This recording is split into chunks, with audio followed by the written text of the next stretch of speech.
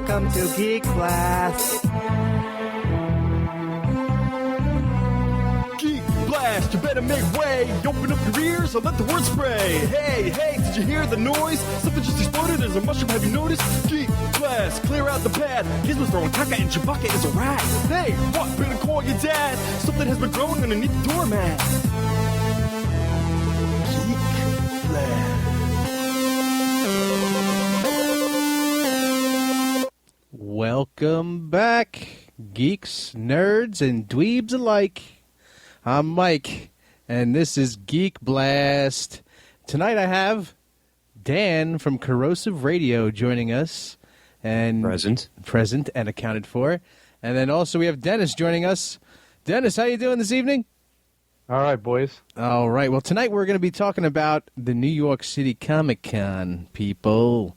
If you were there, we probably saw you, but didn't notice. If you weren't there, well, you got to get there next year. So you guys had a great time, didn't you? Yeah. Well, at least Dennis did. Oh, yeah. 2 days. It It wasn't bad for me either. No, you're not like Brendan. Brendan's like, I really hate that stuff. That's not my thing. I mean, you know what it is? I'm not hugely into comics, but I can still enjoy the festivities. Yeah. People walking around in costumes, the cosplay. I mean, it's an event. It's a spectacle. It is. I don't think the one person that said it the best was the real life Peter Griffin in his video.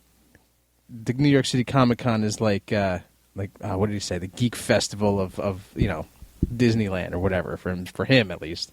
But it's kind of the same thing for all people that do cosplay, people that just want to go there to see the new upcoming things that are coming out, like television, movies, comics, toys, collectibles, just everything. So, Mike, have you ever been to the one in San Diego or no? I have not, and I have. Long time ago, though, before it became the media press that it is now. oh, that was only when it was like 4 fat guys and like comic books. No, that was the New York one when you used to hold it at the Hotel Pennsylvania. I went back in '92. Yeah, when a guy named, I think his name was Fred Greenberg, used to do the cons in the city. Wow, around the area. 92. I was still in high school. Barely. I'm sorry, I was in grammar school. Yeah. I told you, Dennis, you could be my father. Dennis is old. Yeah. Mike doesn't know it, but I am his father.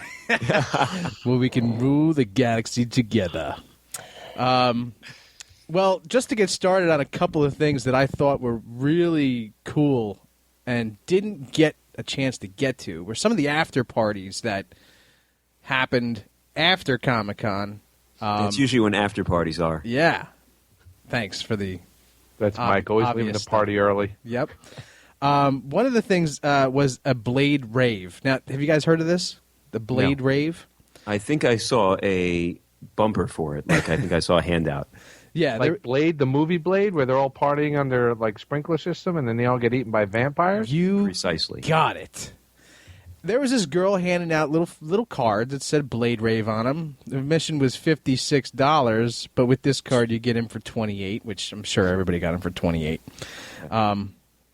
But basically, it's just like the scene in Blade. And I said to her, is this just like in Blade, like when they're all in the club and they're all in the rave and then they all... She's like, yeah, absolutely. That's exactly what we're doing. She's like, we're reenacting that scene in the movie. And I'm like, so everybody's going to die. And she's like, well, if you're lucky. And I'm like, okay, wonderful. She's like, hope to see you there. And like, she's all dressed up, and I'm like, you're a freak. Was she hot? She was hot, They're all hot. Most of them. She was like a goth vampire type chick? She did. And she had those like weird like contacts in that changed her eyes, but they were like white. No, that was her vagina you were looking at. Ooh, I don't know. Sounds like a girl you bring home to your mother. What'd you say about my mama?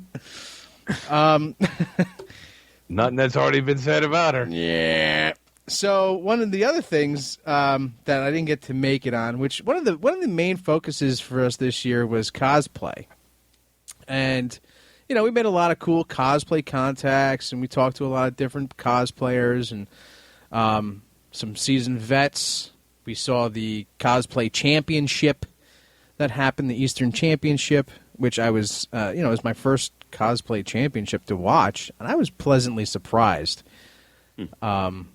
As were you, Dan, right? I mean, you had I a pretty was, good time, right? and then when I got home, my girlfriend had gone to the 2011 BlizzCon out in California. Okay. I already like your girlfriend. What's that? I already like your girlfriend. Well, that makes one of us.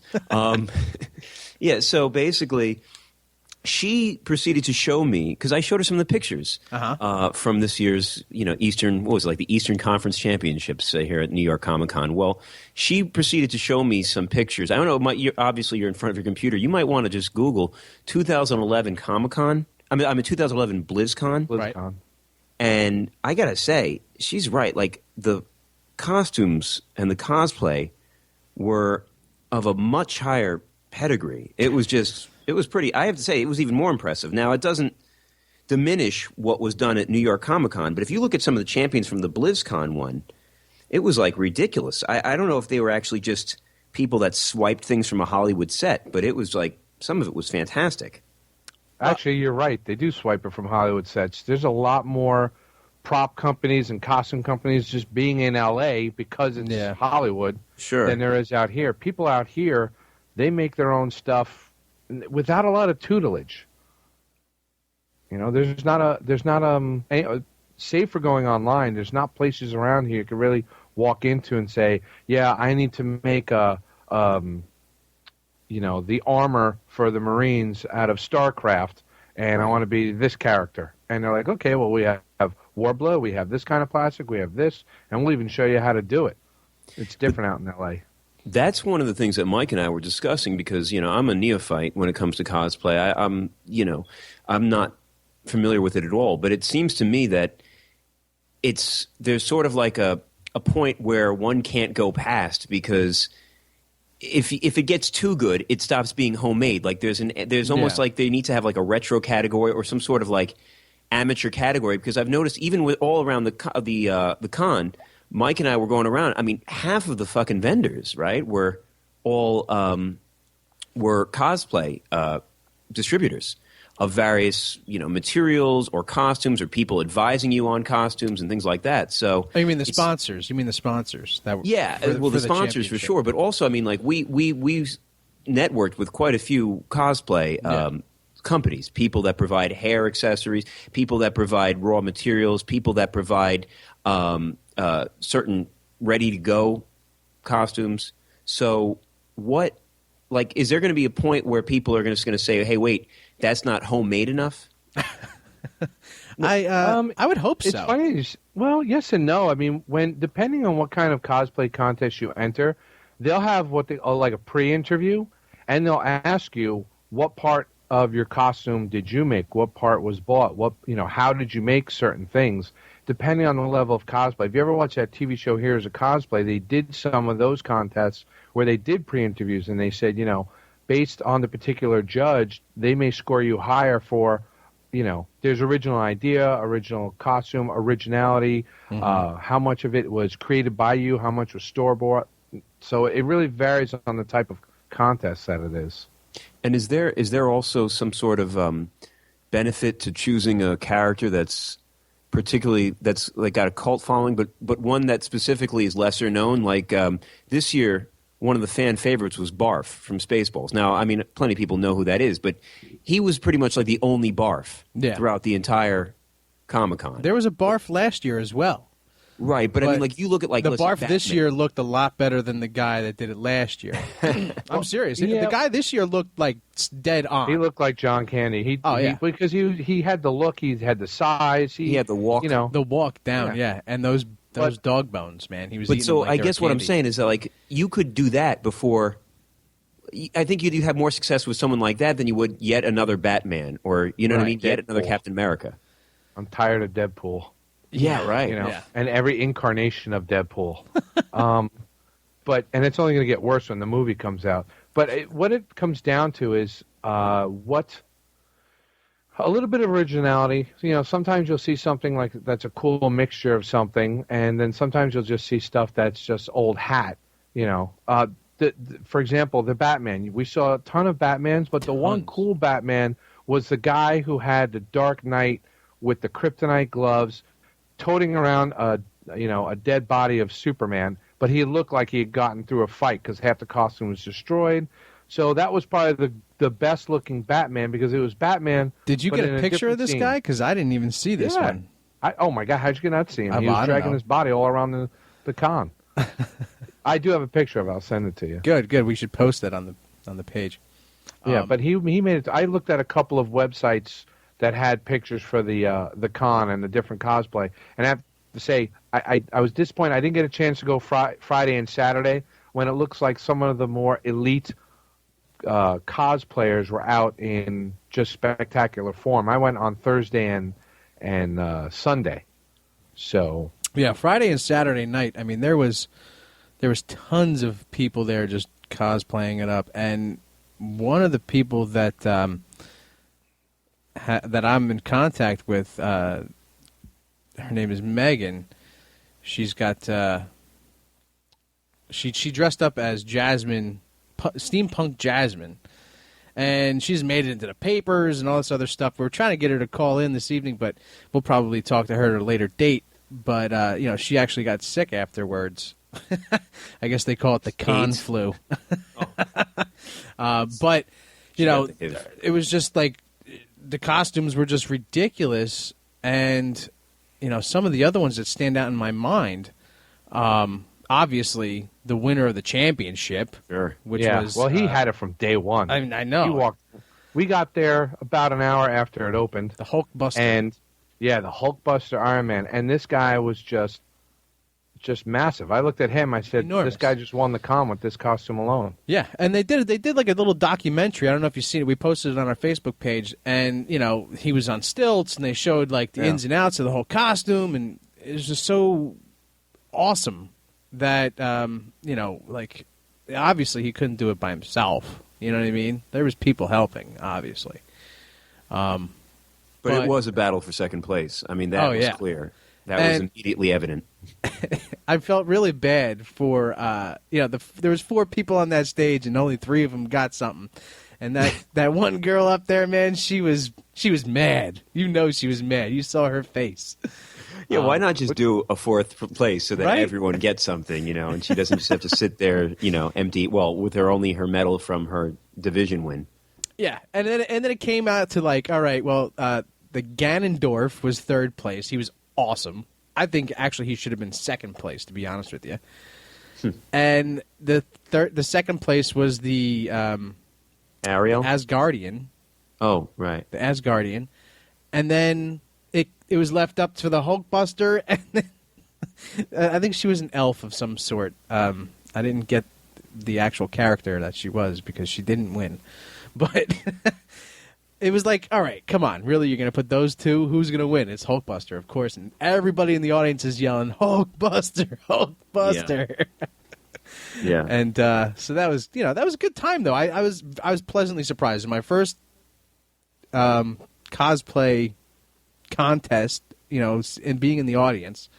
And I was pleasantly surprised. I thought I was going to be kind of bored, to be honest with you. But I wasn't. I was like, wow, these are really cool costumes. And like, wow, the audience is really like eating it up. And I was like, wow, and just in general. And then they were throwing stuff out in the audience, T-shirts, whatnot. Yeah, I mean, if you were to do it, I know for me, I would go for something absurdly obscure. Right. I would just go for some like annoyingly obscure thing, like, in Daredevil 4, Matt Murdock walks past a man on the street. I am Gladiator. a man on the street. Well, Dennis and his family did something, and they regretted it in the end, didn't you? Well, yes and no, a little bit. Why Those are the best kind of things, by the way. Yeah, we did on Thursday. I went as Han Solo. My wife went as Endor Leia, and the kid was dressed as an Ewok. And we got stopped for photos time to time. And the con wasn't that crowded. No, are you kidding? That's not abusive. But on Sunday could have been constituted as child abuse because my wife made us Team Rocket from Pokemon. I was James, she was Jessie, and we dressed the kid as Meowth. a little hot little costume and with a hood on it, and the kid don't like hoods. So he was crabby all day about that. Well, But how's your kid? he's 2 and a few months. Wow. So, but we got stopped like we were Brad Pitt and Angelina Jolie trying to adopt a kid from Africa. Every 2 seconds, can we have a picture? Can we have a picture? And we said yes to everybody. And everybody, paid us great compliments, great parenting. I saw it. It was awesome. Right. I mean, I think you guys did a great job, and that could have been something I think you probably could have been in the contest with, because it was that good. Now, you being like, we met up for a moment. Yeah, and then for a moment we were going to hang out, and then next. I was like, I'm out of here because you're just stand there and take pictures the entire rest of the day, and I'm like, I'm out of here. You're like, oh, he wanted to meet at. He goes, I'm going to grab something to eat, and I'll meet you at the Jurassic Park entrance. And I said to my wife, we were all the way across the comm floor. I said, we got to start now, because it took us an hour to get there. No lot, Jesus. just crossing 100 yards to an hour. Wow. And the size of the Javits Center is like no joke. I mean, there's a lot of ground to cover, number one, but especially with all those geeks, nerds, and dweebs just bumping into each other and just.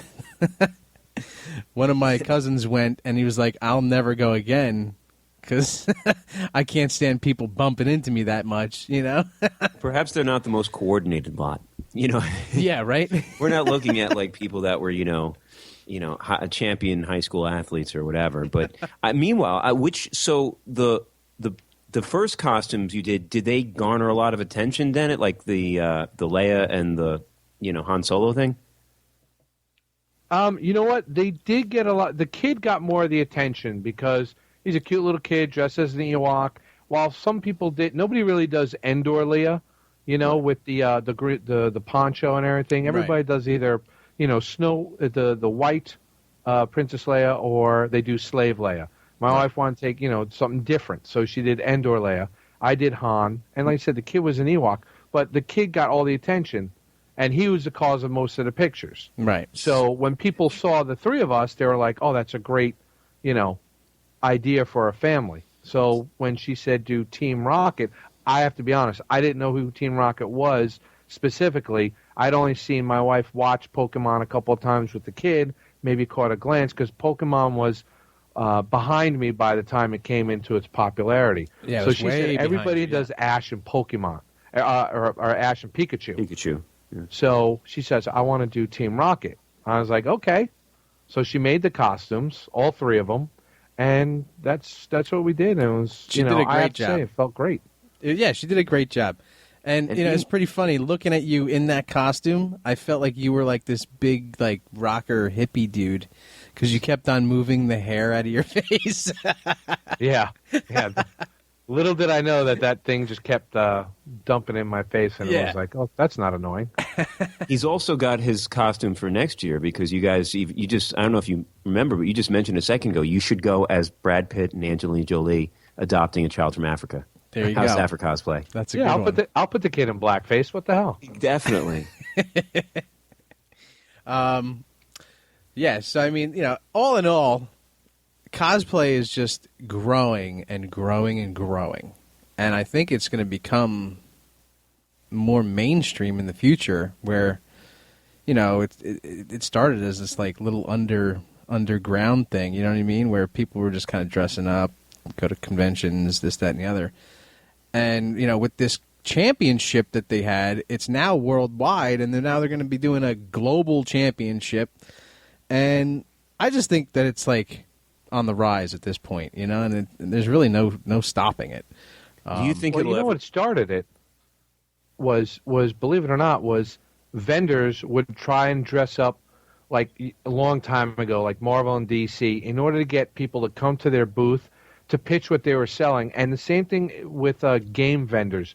They would have hot girls dressed up as the characters from their games or from their comics to garner attention. Mm-hmm. That's where it actually started. And then people's like, hey, this is cool. I want to dress up like a character, too, to get attention. Right. And then it snowballs from there, and it gets to be adult Halloween all through the year. Yeah. Now, there was a show on the Sci-Fi Network, It was on just one season, but it was called The Heroes of Cosplay, and it featured some of the more famous cosplayers going to different cons, showing how they come up with the ideas and how they make their costumes, which inspired my wife to do the same.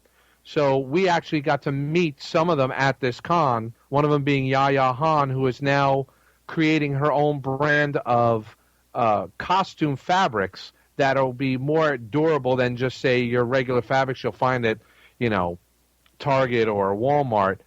At I think it's at the what's the name of that store? Joanne Fabrics. She's going to have her own fabrics showcased there. So to meet her was really nice, and we met some of the other girls that were on the show too, and they were all. I thought I had a misconception. I thought because they were hot girls, I thought they'd be snooty as hell, but they were sweet as can be. They were really nice. Yeah, most of the chicks that you meet in cosplay are very nice. Either they're faking it because they just want people to like them.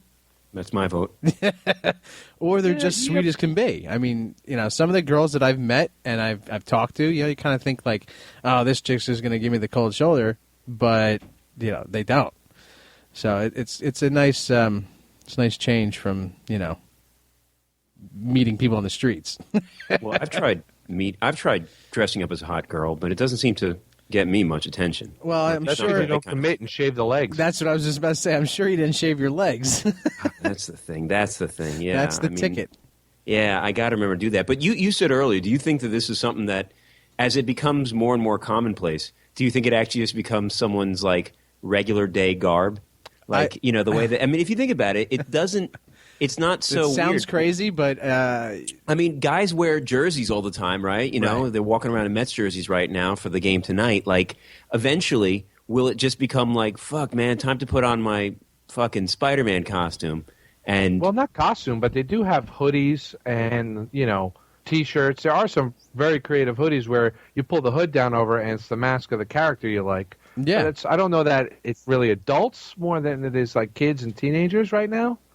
But I'm wondering if it'll ever just come to that where it'll just become so acceptable socially that people can just, almost like on a dress down day. I mean, obviously not for business, but that people just, you put on something to go walk around, and just so happens that you're walking around like, some sort of comic book character or something. I mean, I have a bunch of shirts myself like that. Like a Batman. I have a Batman shirt that has like the Batman chest. You know what I mean? Yeah, I mean, we all have those. I have that R2-D2 hoodie that he was talking about that zips up all the way, and it's R2-D2's head. Right. Like I have those, and those are cool. So I can see maybe in the future people going all out and just being like, all right, I'm going to be Han Solo today. I mean, there's certainly more and more parties and festivities that encourage that sort of dressing behavior, right? I mean, you even just mentioned earlier the Blade thing. Right. I mean, that sounded like it had everything from the movie, except maybe like Wesley Snipes not speaking to everyone. Yeah. Which is pretty much how it went down on the set. And then chopping people up. Yeah, and then not paying taxes. But other than that, it was almost like exactly for the movie. And I had a roommate at one point who was he was really into vampire stuff. Right. That's why he's my ex-roommate, because I just can't deal with that shit. But he was way into vampire stuff. And apparently in Pennsylvania, in Philadelphia, they have like a vampires ball that's like the biggest in the country. Really? And, complete with like drinking blood red wine. And he would even get contact lenses that would make his eyes yellow. He had like really good fangs, things that were maybe like $300 or $400 fangs that would just sort of affix to his teeth. And, I mean, he went all out.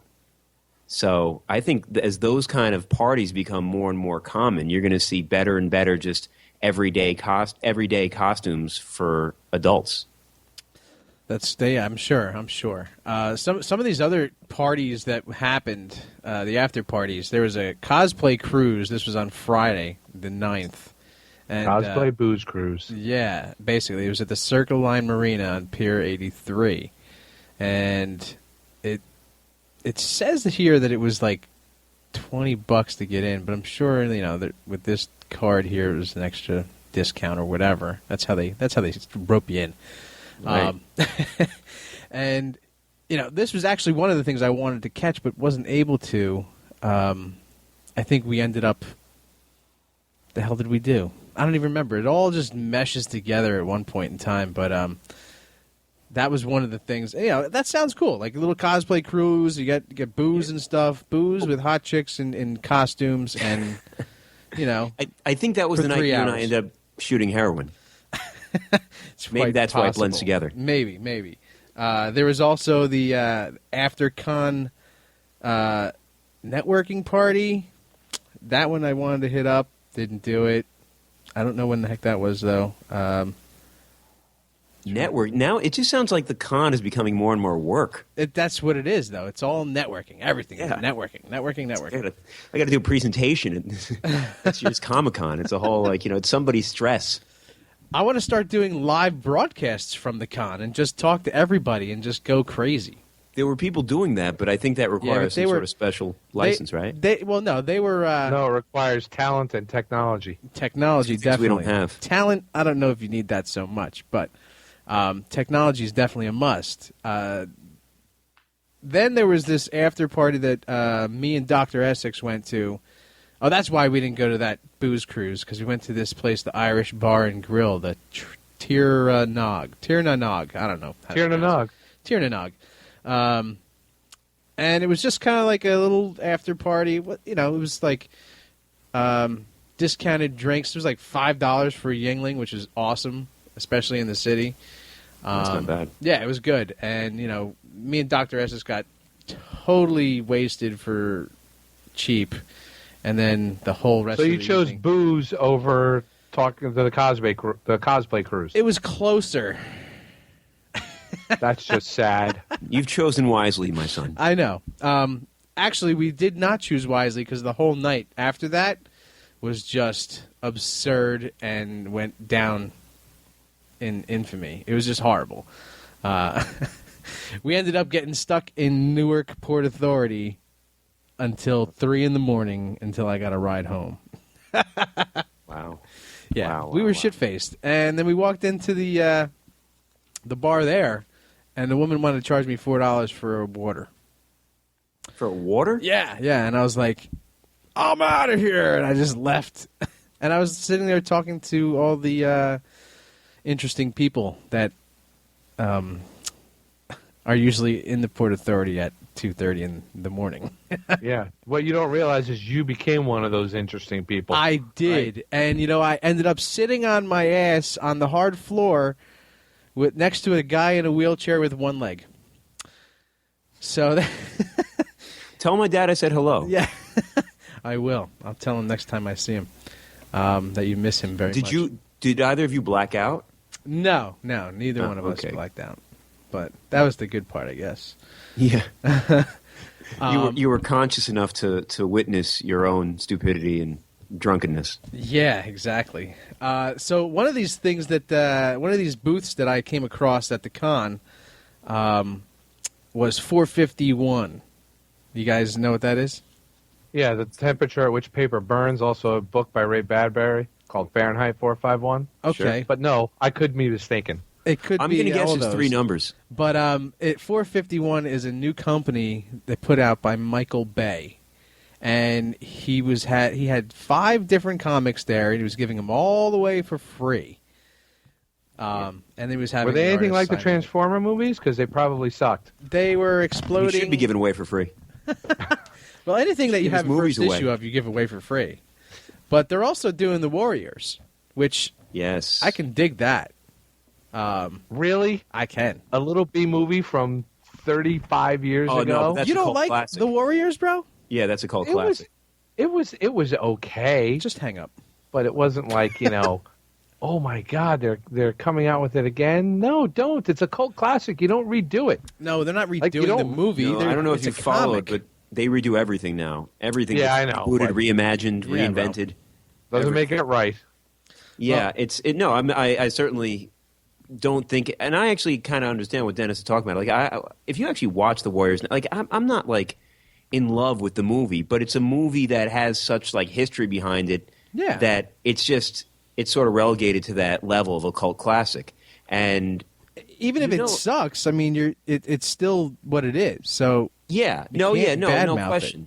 But you realize Michael Bay is doing this is probably going to be something that a lot of other Hollywood people do, because if you think about it, it's a smart business move, right? I mean, now instead of having to pay for rights for other people's intellectual property, and specifically the heroes, you're just going to have – it's almost like his own farm team. He's going to try and see – you can see what comics hit, if any of the characters catch on, and then lo and behold, when somebody comes and says, oh, it's time for a movie, well, guess who's got the rights locked down? Yeah. He kind of calls the shots in that regard. Yeah. So, I mean, did any of them look good? That's my question. Well, there's a couple of them here. Let's see. One of them's Six was the name of the book. Another one's Ex Mortis. Self-Storage, which is like a zombie thing. More? Yeah, more zombie. And the download on this one here is somebody had a storage unit. They died. It got sold in like a storage war kind of thing. And they open it up and there's zombies in there. So the whole story is trying to figure out how, why, and all that other good jive. Another book is Bad Moon Rising. I didn't read this one fully. I just kind of glanced at it a little bit. And is it about werewolves? Please, no. It is, actually. The cover of the book has a werewolf on a motorcycle. And so it's Sons of Anarchy meets American Werewolf in London. Yeah, basically, he's trying to cover every single topic that was a hit TV show in the last 10 years. Zombies, motorcycle guys. He's got werewolf stuff from movies. He's probably got a vampire line. Ex Mortis looks like old Nazi Germany type, because the guy on the cover looks like Hitler. Do you know what the irony of it is? Is that the idiot is at Comic-Con surrounded by 100 or 1,000 new, fresh ideas, and he's just hacking on the old stuff. Sure. The last book is called Sunflower. So I didn't even glance at this one yet, but sounds gay. Yeah, it does sound. Hell hath no fury is what the back of the book says. So I don't know. Oh, please. I'll see what those are about. But yeah. So that was just one of the booths. There's a lot of cool booths there. I mean, there was that the Avatar booth. You guys see that thing? I did not see the Avatar booth. Where you go in there and then you basically turn into one of the avatars. I don't remember the names of the creatures that in the movie, but the Na'vi, whatever they were, yeah, right. So like they do this like rendition where you change you into one of them, which is pretty cool, and you get your own picture and stuff like that. So that was pretty cool. Do you remember when that is funny, because it doesn't surprise me if that would catch on, because do you remember when the movie came out and it was such a huge deal that people actually started to have depression because it wasn't real? I remember I don't remember that. Yes, I remember like NPR, some like a legitimate news source of some sort, doing like these commentaries on how people suddenly, there was like a spike in depression because people were so taken in by the immersive nature of the movie and this whole other world, that basically they just were like, no, there has to be a way for that to become real. And you could see how people at the con could sort of fall into that trap with like a variety of different things. I mean, they're certainly enthusiastic, to say the least. I mean, blindly so, I think, in a lot of ways. Yeah, absolutely. There was also a bunch of different vendors there that had virtual reality. Did you see any of these? I passed by them. I didn't. There was the one over by the Chevy display, right? And I actually stepped into it. I looked into it, and it was actually really cool. The animation left a lot to be desired, but having the goggles on you and looking up, down, left, right, down to your sack and stuff like that. I mean, it all was real. He immediately looked at his sack. I was like, hey, what does that look like in this virtual Maybe world? In this reality, something's actually there. But it was actually really amazing. And was it like an Oculus Rift type thing? Like yes. It had those goggles that sort of make it so that you can. So you're turning your head, and the scenery changes as you turn your head. Like say you're like the beginning part of it, you're walking next to a pool, and there's a kid throwing things in the pool. And you look to your right, and it's all like, landscape. And there's a building in the distance, and and it kind of progresses on its own. So like you're moving within this virtual world, and you look to your right, and there's all the landscape, and you look to your left, and the kid is like moving past you, but he's still throwing stones and stuff. And then eventually you hear it, and I think that the whole I have it wrong what the whole thing is about because I know that it was like a scary type of comic that they were doing. I can't remember the name of it, but I'm probably gonna get an interview with these people because it was so cool, and I think that if I were able to get something like this in my home, I would definitely have it, just to have it and be like escape life. You know what I mean? And go into my own virtual world. Wasn't that the premise of, what was it, Dreamscape, the last movie Natalie Wood did? It's been the premise for a lot of movies. Oh yeah, I'm sure a lot of them. And albums even. Pete Townsend, Lifehouse, they've had if Lawnmower Man has taught us nothing, and it hasn't, it's that we should steer clear of virtual reality, dude. Because I remember that movie, and bad things happen. But no, listen, Mike. That's when that hits. That's going to change society as we know it. Absolutely. Because and you gaming can't. too. What's that? And gaming. Oh, forget about it. Yeah. It will just become, when they can get that level of immersion in the game. It'll just make drugs look like nothing, because right now it's like I could either, and I don't even know what I would do. It's like I could go outside and work, or I could stay at home and fight dragons. Yeah. Like, it's such an easy choice, Like, or stay home and play World of Warcraft, Right, but actually not even play it. Be in World of Warcraft. Yeah, be in it. Yeah. Yeah, it's going to be like mind-boggling how society's going to have to sort of change, because it's like, for so many people, it's going to be like a dream come true. And what happens when so many people get this other thing going on that they love, and then naturally just start to forget about life? Yeah. I don't know. I mean, it'll be interesting to see how it breaks down. But I mean, that's definitely on the horizon. Although they've been saying it's been on the horizon since like in the mid-90s, right? But it's reality now. Right. You know what I mean? So yeah, it's been on the horizon, and now it's just at its infancy, I feel. And it worked. I mean, like, you should have just started like freaking out just for the fun of it. Just like well, the funny thing is that they record you and your reaction. So like, I got a video, and I probably posted to the Facebook page or something. There's a video of me with the goggles on looking around. You know what I mean? And then to the side of it was what I was seeing. Huh. Yeah. So it was actually really cool. I'll post it so everybody can see it. But it was weird too at the same time. It was like, wow, this is really a virtual world. I felt like I could just like get up and run. I think Dennis Miller one time on his old show had a line about one day when we get virtual reality and men are able to have sex with whomever they want. Right. I think he said something like, when any Joe Sixpack can come home and fuck Claudia Schiffer, that's the day that crack's gonna look like fucking Sanka. Yeah. You know what I mean? Like, it's just like, that's just gonna just change everything. Some of the other cool stands at Comic-Con. Okay, obviously, I'm a huge collector in statues, toys, and anything else that I fancy. But what is this? The PCS collectibles, I mean. It's popcultureshocktoys.com. And some of the statues they had displayed there were magnificent. I mean, they had things from RoboCop,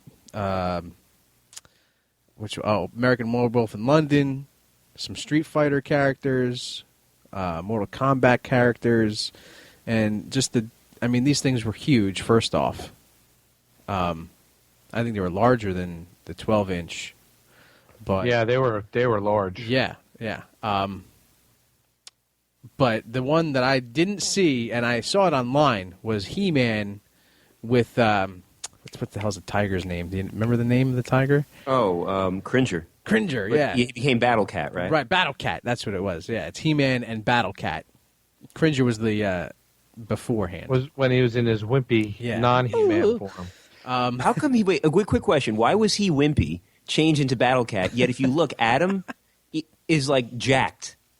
Adam is like straight up Diesel, and then he changes into He-Man. But if you ever look, Adam of Eternia walks around, he's still like built, like nobody's business. So it's like I love how people couldn't figure out that he was He-Man. Well, that's just like you mean Superman. He just strips down. He strips down to shorts and a cross belt, and he doesn't look anything like the Prince. Nope. I mean, the Superman same hair.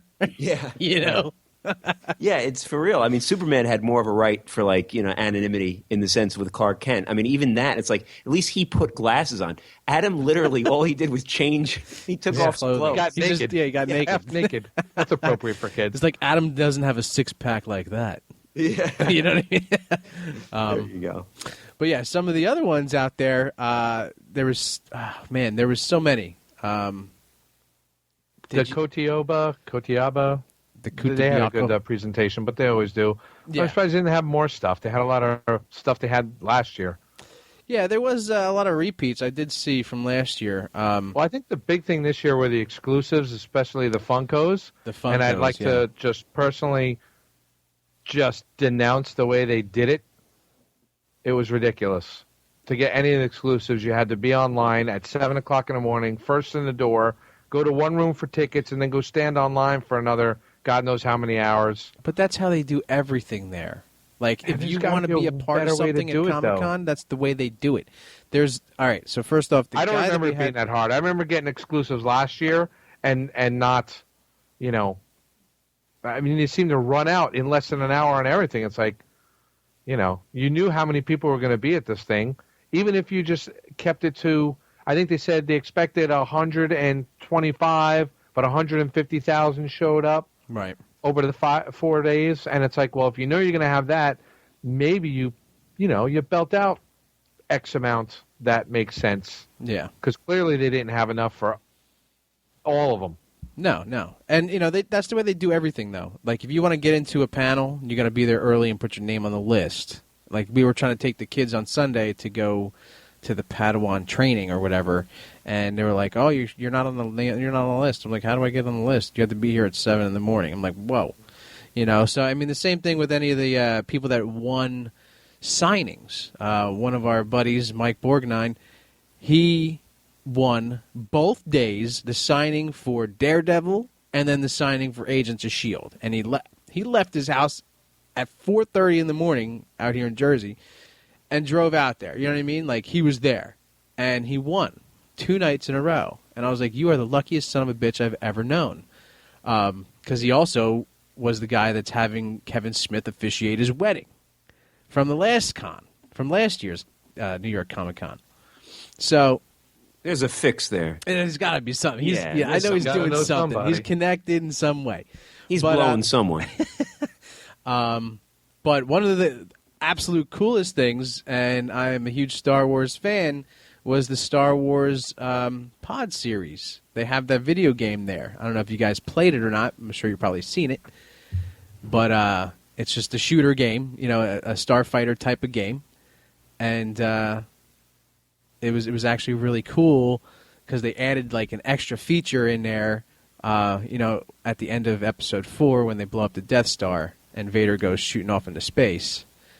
They added where Vader comes back and tries to go and destroy the Millennium Falcon. Cool little thing. It was the hardest level. I tried it once, failed miserably. Everybody laughed at me. Came back, tried it again, focused my force powers a little bit more and did better. But really cool game. The console itself was $11,000. Holy Jesus. A mere pittance. Yeah. So check out Star Wars, the Pod series. It was Battle Pods, right? Battle Pods. Sorry. Yes, Battle Pods. But really cool game. And it reminded me a lot like that old Star Wars arcade game where, you were starting off with the battle scene. They kind of went through the movie, you know what I mean? But the only difference like the was Star Wars Trilogy game. Right, that's what it was, a Star Wars Trilogy game. But the only difference was you were able to fight Boba Fett and you were able to fight Vader. You do that in the trilogy game too. No, that's what I'm saying. You don't do this in the other one. In this one. Oh yeah, this is strictly This from is strictly being flight. in a pod, in whether it's a snow speeder, X-wing, a TIE fighter, whatever it is. You're inside a vehicle. Yeah, and a speeder bike. So that was cool. Then what else did we have in Comic-Con New York 2015? Shit, there was so much. Such little time to go over it all. Oh, that's right. Some of the premieres, right? Some of the the show premieres that were coming out. We had a chance to sit through Yeah, Supergirl. that's right. Sit through. We had a chance to Suffer sit through. through. Well, you suffered. I kind of enjoyed it because I'm a geek. You were like, ugh. Dude, come on. But- that Supergirl is She was horrible. hot, though. She was hot. She's all right at best. She's adequate. She's doable. She's got like a cuteness to her, but you kind of want to smack her at the same time. Yeah, yeah. Then there's we saw Supergirl. We saw Lucifer. Did you see Legion? No, we just watched Lucifer, and then we watched Containment. Yeah, 4 to 6 feet. Right. They couldn't just That's say all more they than kept 4. saying the whole time through the whole show. 4 to 6 feet. I 4 think to that 6 should be feet. the title of the show. 4 to 6 feet. Containment, I 4 to still 6 love the feet. fact that they just don't say In parentheses. Yeah, more than 4. Yeah, I'm sorry. Yeah, more than 4 feet. More than 4 why feet, would they please. say 4 to 6? Like it's like after 7, 8, then like the rate, the possibility of infection rises again. I'm not sure. Yeah. but it was just none of them were really all that good or anything groundbreaking. No, they weren't. They weren't. Lucifer was cute in the Lucifer sense that was- he's got little quips, but it gets irritating. I mean, like this is it. So the Prince of Darkness actually is a pretty swell guy. Yeah. Who lives on Earth and likes to fight crime and solve mysteries for good. And Like, bang women. Yeah. I mean, like, it's just another way to repackage that same kind of smart aleck,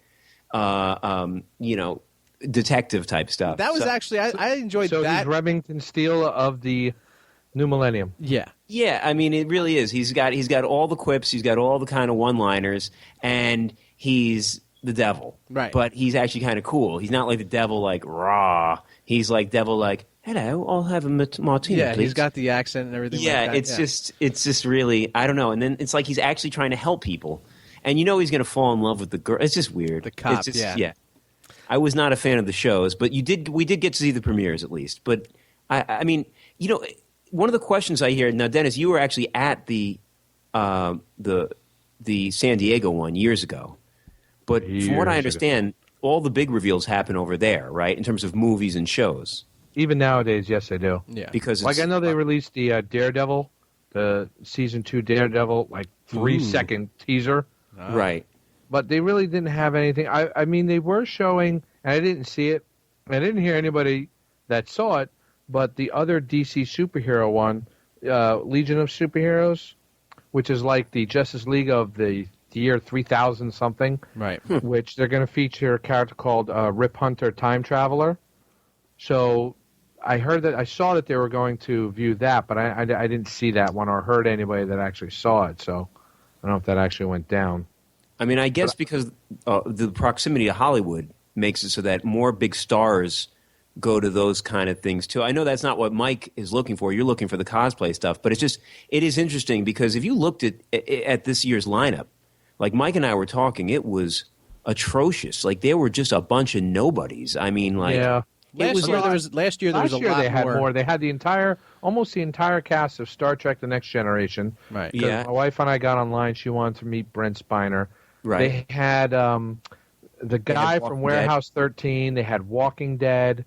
Well, they did have Walking Dead this year, but they just had it on at Madison Square Garden for the premiere party. yeah, I and that was mean, another thing they did too. They had a lot of off-site stuff at the Yeah. Hammerstein Ballroom, and I Right. thought that's a little bit inconvenient. but seriously, like And they you need to actually buy had- tickets for those type of things. Yeah, I mean, Yeah. it's weird because they had for the con they had like Breckin Meyer and DJ Qualls and like Seth Green, and I remember saying like, "Geez, if this was 1996, I'd be really excited." Yeah. And they also I had mean, the mini reunion of the cast of Firefly. Oh, Just like Jesus. for the Yes. characters. And the only other ones they had two nobodies and Natalie Dormer from Game of Thrones. Right. And trying to think that last year I remember they had what's her name Oh, the girl from X-Files. I can't think of her name. Gillian Anderson. Gillian, she was there, but she was there signing a For book she had just written. Yeah, yeah. We tried to get an interview with her, but It's sad when Danny Glover is sitting at a table and internet phenom Felicia Day has a longer line than he does. or the fact that like I knew John Leguizamo and Danny Glover, but I was even telling this to Mike. Maybe it's just because I'm old, but like more than half of the people that were signing autographs, people that were charging like $20 to $40 for an autograph, I didn't even know who the hell they were. Yeah. It was. That's what it was. Really Last year, I'm trying to remember how much different Next Generation characters charge different amount of money. I want to say Brent Spiner was $20 or $30. I don't remember. What was Tasha Yar? Because I saw she was there, right? You know what? She was. I don't remember. I remember she was expensive, and I was like, Denise "Ugh." Crosby. Yes, because she was also in Walking Dead. So Right, she was. You know, she's Bing Crosby's granddaughter. Wow, I did not know that. Yeah. Are you lying? You're lying. No, she really was. She was? I mean, yeah, she really is. I mean, her career is dead, not her. Oh, but yeah, okay. no, actually, she's doing better now. But she was the one who made that mistake of leaving the show and then had to do that sort of walk of shame where she tried to get back on the show. Right. There's been a couple times in shows that that's and happened. then she posed in Playboy, and Yeah, that I mean, was it. yeah. So but yeah, last year was a lot better. I mean, they had Tyson. This year, I mean, we got to meet some of the people from Border Town. So, like, you know, voice actors, people famous from, let's say, like The Simpsons, like Hank Azaria, writers from The Family Guy, and Judah Friedlander, Alex Bornstein, things like that. I got to show Hank Azaria my tattoo of Homer. And the best part was he reacted the way everyone should react, which was like disappointment. He just kind of looked at it and was like, yeah, look at that. Wow. Yeah. And I was just, yep. Well, the first thing he said to us, I don't even think he wanted to be there, to be honest with you. Oh, he clearly was. He hated And he was like, how about I interview you guys? And I was like, that sounds like a great idea.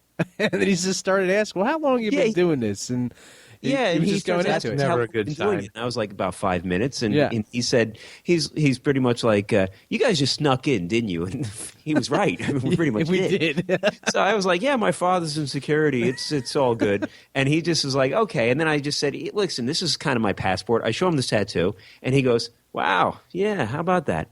And he kind of was like, does like a double take. And I said, yeah, listen, I committed early, and there's no going back. And he's like, yeah, I guess not. And he sat down, and we got to ask And everyone. all the while he's thinking security. Oh, Yeah. for sure, for sure. I mean, he made sure to. And then Mike goes up and actually bothers him for a drop, which is great because it actually ended up working out. I mean, now you got like a bumper, right? He does, and what he doesn't realize is that the guy is asking a legitimate question at the end of it. Oh, yeah. Absolutely. And that was the best part. Yeah, it was totally. It was you know ad-libbed and just honest. Yeah. Here, I'll play the clip for everybody here. Let's see. Plus, I think it's also the timing of the New York Comic Con being out in October. There's not it's not like, you know, oh, it's movie time. The San Diego Comic Con is usually at the July August time frame where summer blockbusters are still being out there. You have movies that hit Labor Day and Memorial Day. All those movies are still out or about to come out, so you have big pushes from the studios to push those movies. Whereas, what do you have coming out in December? Mockingbird Part 2, Mockingjay Part 2, Okay, Well, we get Stars has the Ash vs. Evil Dead. That was pretty cool. We got to walk through the set there. That was good. That's one thing I was surprised that there was nothing of. It's like, hello, Force Awakens, December 18th. Well, that's because less than 2 Disney months had away. Disney had their own thing, and They have the D23 thing, but it's like, you know what? That's great if you're in the land of Disney. What about 99% of the rest of the country that's not? Yeah, there wasn't anything on Star Wars other than the game. I didn't see, other than like statues, random statues, and that kind of thing. Yeah, collectibles, which was disappointing to me. I mean, I thought we were going to see a lot more of it, but yeah, what are you going to do? We're not in charge. But yeah, the Ash versus the Evil Dead, that was a pretty cool set. We got to walk through Ash's trailer and see, Well, Stars does a good job with his their world. their series. So Have you seen that Patrick Stewart one? I have not seen Blunt. Is that what you're talking about? That's Yeah, on, I was that was on curious to see- Showtime, wasn't it? Oh, was it? No, I think it was Stars.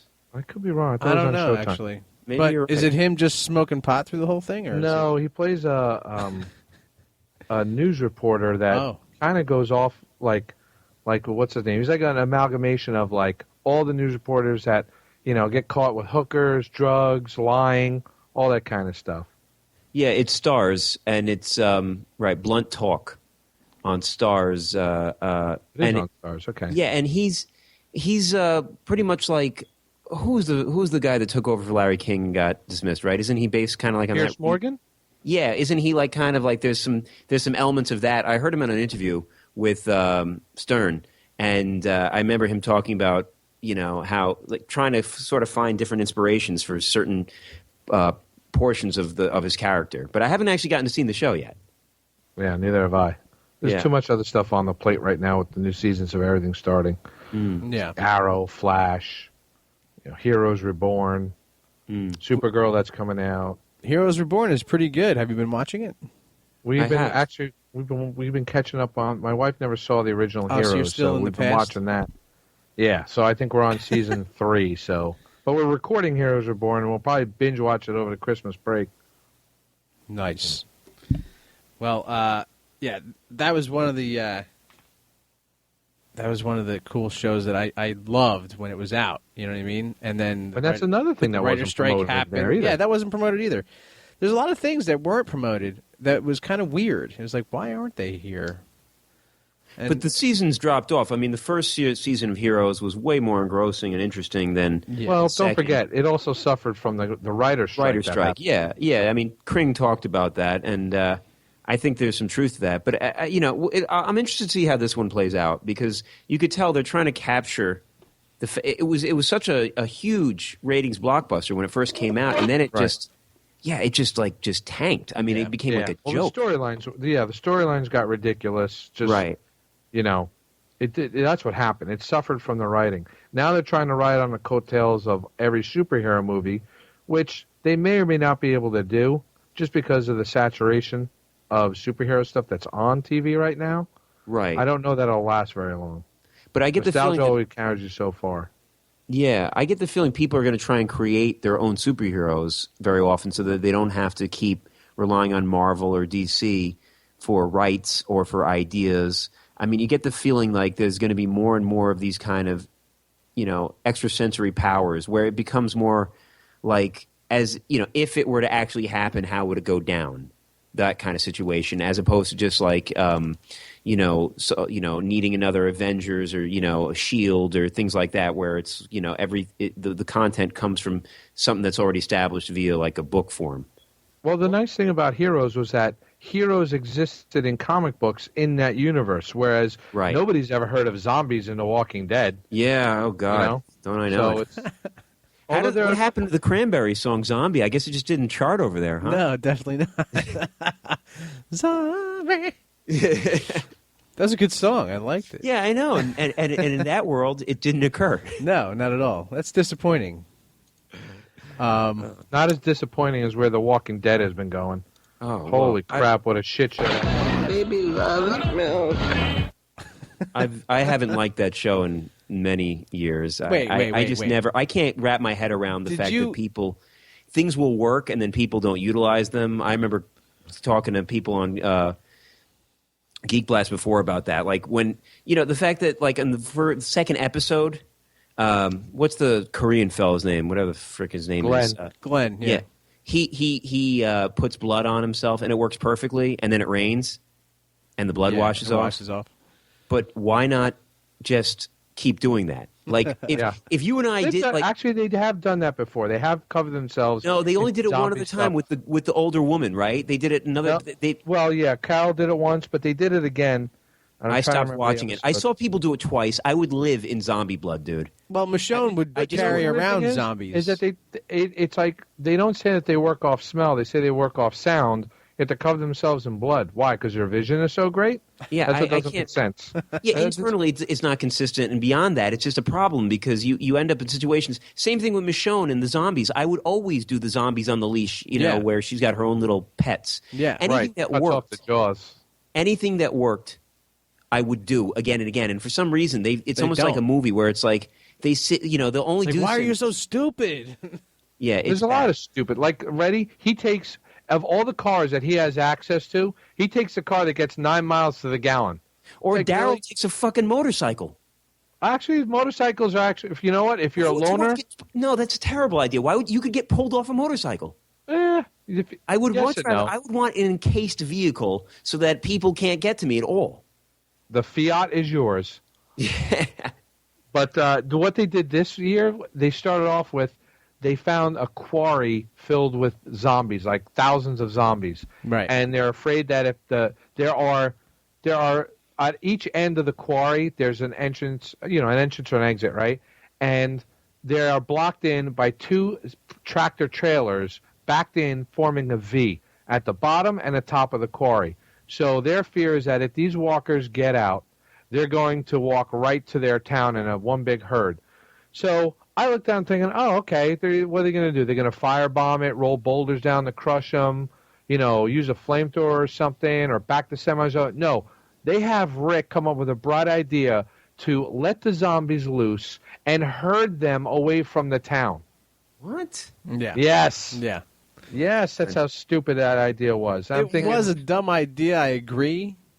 But, I mean, why couldn't they just, maybe just pick them all off? You know what I mean? Or just, or Did they just even- roll boulders on them and stuff. Yeah. Just do something. Yeah, I mean, there's just so. Did they even? it's ever, a quarry. Did they ever explain why in the season with what was his name, the governor or whatever the hell his Yeah. name was? Why when he's headed back to what's it called, Woodbury? Right. Right. Yeah, what they actually You do know the series. Yeah, no, I watched it up until just like a season ago, and then I just finally got fed up where I just couldn't take it anymore. But it's like they all went back to this thing, and instead of just kind of clearing out whatever zombies were in and then reestablishing the town, they decided to load everyone up and move to a prison. Yeah. Yeah. Even though they beat the governor back, and they could have just taken the town. All the governor's guys are dead because he even pulls off on the side of the road to kill them. So Right. it's like they go back, and then instead of just living there in an already pre-established community that's all Right. set and just needs a little cleaning, they decide to just herd everyone back to a jail that they haven't even finished looking through. Yeah. It was just I don't know. It's just when you see things like that happen again and again, it just kind of wears on you, and then eventually, even people like me, I'm always thinking, well, I've invested. I'm irrational and I'm an idiot because I always think, well, I invested this much time in it. Now I just got to stick it through to the end. Yeah. And when my co-host told me, he's like, well, they haven't even finished, I guess, writing the graphic novels or something. Like, there's no end in sight. I was like, oh, shit, I'm jumping ship, bro. I'm getting the hell out of here. If they don't have an end planned, I'm done. Well, you know what the books are a lot different. The books actually make a lot more sense than the TV show did. Well, you got to make the book make sense, and then just totally dog the TV show because that's just how things go. Everybody always says the books are much better. Of the good material from the book. So far, the prison, the town, the governor, they took all those from the book, and even the town that they're in called Alexandria. There's a herd that overruns the town at one point just because, which makes a lot more sense than Rick setting the town up for failure that way. Right. And I guess they're going to try and say, well, that's the whole dichotomy of the character. And it's like, you know what? I would have put a bullet in Rick so long ago because he's too soft and he's too stupid. The only smart people were the people in Alexandria that made the town work. Say it right. It's Rick. Every time I hear that name, I just imagine Herschel saying it. Yeah. Or Rick. It's so irritating. Carl. All right. Well, I think that does it for us this evening, fellas. But wait. There's one thing we didn't discuss. What's that? The fantastic find I had at the con. Oh, yes. I didn't want to talk about it. Why? 'Cause I want to gush about it like a kid on Christmas morning. I don't like you either. Go ahead. Tell everybody what you got. Well, if you don't know, I collect the Bowen Bust series. Yeah. And I am down to now 8 as I found the Chrome Silver Surfer bust at the con. I do love Silver Surfer. Yes, for substantially less than what it was going for online. So What How was much? I was substantially very pleased less? about that. $200 less. Whoa. That's awesome. $200 less. Yeah. Yes. So that means did it start at 201? No, it's actually like 500, and I got it for $3. Nice, I guess. And I love the Surfer, but geez, wow. So this is just like a bust of what? Yes. Really? It's Okay. a chrome mini bust. It's a mini bust. And Mini bust. it's actually really nice looking. You could probably see yourself in it, that kind of chrome. Yes. And can he see sent me a myself picture of it. Surfer. He sent me a picture of it, and I'm like, I can see you in it. But you got to dust your shelf, bro. Yeah, I know. It's a lot of work, bro. I know it is. I have, two of my own standing shelves. But yeah, I don't like you for that. I'm It's jealous. I'm jealous. But all right, Don't so that's hate the gonna player, do it. hate the game. I do. I hate the players. I don't hate the game. The game is what it is. So that's going to do it for this edition of Geek Blast. Just a couple of other cons that are going to be on the horizon. The New Jersey Expo Comic Con. The New Jersey Comic Expo, I'm sorry. That's November 21st and 22nd. So you might be able to catch us there if you are there. We'll be there. I just found out today. From this or something else? No. The wife said, "Oh, there's another con we can wear Yeah. the costumes to." Yeah. Great. Aren't you looking forward to it? Then there was a couple other New York cons. The Winter Con, December 5th and 6th. And I don't know where this one is, actually. The Rubicon. It's a New York Comic and Sci-Fi Expo. Yeah, I don't know. Check it out, nywintercon.com. And The then Farrakhan. The Farrakhan. That's a good one, bro. Then there's the Mike Carbo's Big Apple Con. You can check that one out. nycbm.com. So those are just a couple of extra he was the cons. New York Comic Con before New York Comic Con. Right. It was the Big Apple Con. Yeah. So check out those.